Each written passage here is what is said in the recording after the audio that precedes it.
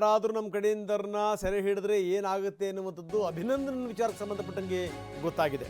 ಒಬ್ಬ BSF ಯೋಧ by mistake ಪಾಕಿಸ್ತಾನದ ಬಾರ್ಡರ್ಲ್ಲಿ ಹೋಗ್ಬಿಟ್ಟಿದ್ರು, ಮಿಸ್ಟೇಕ್ ಆಗಿ. ಈಗ ಯಾವುದೇ ಕಿರಿಕಿಲ್ಲನ್ನೇ ಯೋಧನನ್ನು ಹಸ್ತಾಂತರಿಸಿದೆ ಪಾಕಿಸ್ತಾನ. ಅಟ್ಟಾರಿ ಮತ್ತು ವಾಘಾ ಗಡಿ ಮುಖಾಂತರ ಅವರನ್ನು ಬಿಟ್ಟು ಕಳಿಸಿದೆ. 20 ದಿನಗಳ ಬಳಿಕ ಈ ಯೋಧ ಬಂದಿದ್ದಾರೆ. ಅವರ ಹೆಸರು PK ಶಾ. ಮಿಸ್ಟೇಕ್ ಆಗಿ ಆ ಕಡೆ ಹೋಗ್ಬಿಟ್ಟಿದ್ರು. PK ಶಾ ಅವರನ್ನು ಪಾಕಿಸ್ತಾನ ಬಿಟ್ಟು ಕಳಿಸಿದೆ. ಇದಕ್ಕೆ ಸಂಬಂಧಪಟ್ಟಂಗೆ ಭಾರತ ಪ್ರಯತ್ನವನ್ನು ಮಾಡ್ತಾನೆ ಇತ್ತು.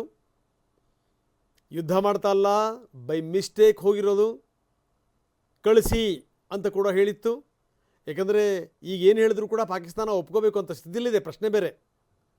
ಆಕಸ್ಮಿಕವಾಗಿ ಹೋದಂಥ ಯೋಧನನ್ನು ಮತ್ತೆ ಪಾಕಿಸ್ತಾನ ಕಳಿಸಿದೆ. ಗಡಿ ದಾಟಿ ಹೋಗಿದ್ರು, ಗಡಿ ದಾಟಿಸಿ ಭಾರತಕ್ಕೆ ಸೇರಿಸಿದೆ ಪಾಕ್ ಸೇನೆ.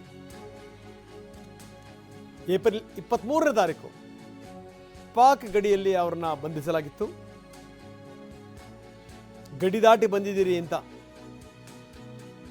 ಪಂಜಾಬ್ನ ಫಿರೋಜ್ಪುರ್ ಬಳಿ ಗಡಿಯಲ್ಲಿ ಅವರನ್ನ ಬಂಧಿಸಲಾಗಿತ್ತು.